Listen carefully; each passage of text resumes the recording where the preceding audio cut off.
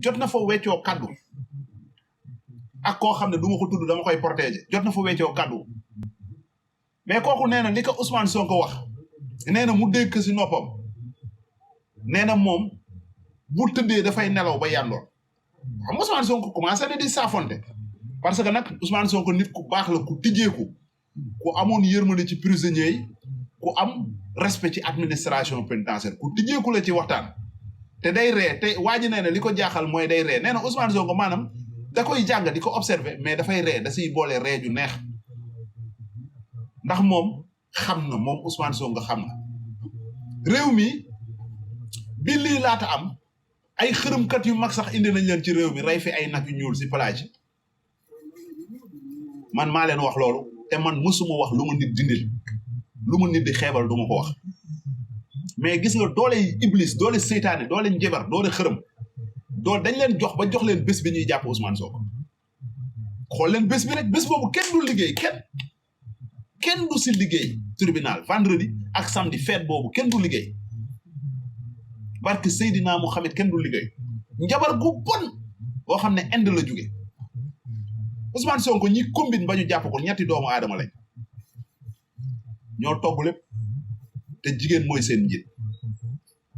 kon xam nga man injustice laay xeex te injustice du ma ko noppi waalee du ma ko gëmmu waalee man buñ may jàpp di ma yóbbu prison nañ ma yóbbu man si li may xeex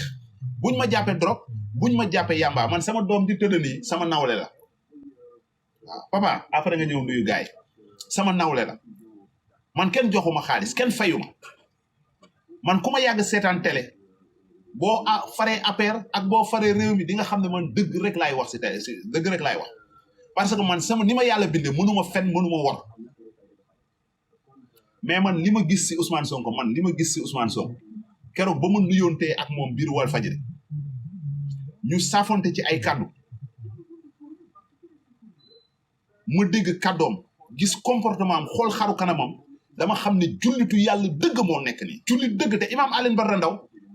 biñ koy àtte chambre criminelle dama ñëwoon kaaf ba ma daje ak moom imam Alioune Badara Ndao mu kotte ma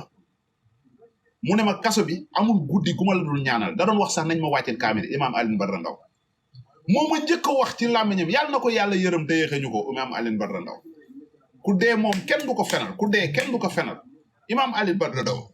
moo ma njëkk a wax ci làmmiñu boppam mu ne ma Ousmane Sonko ku yàlla suñu borom baaxal xam nga imam Alioune Badara Ndao dee na yàlla na ko yàlla yërëm te xare ko àjjana moo ma njëkk a wax Walfadjri bañ ko invité balance ñu toog di waxtaan avant émission bi mu ne ma Ousmane Sonko ku yàlla suñu borom baaxal te imam Alioune Badara Ndao Ousmane Sonko saxalu ko lem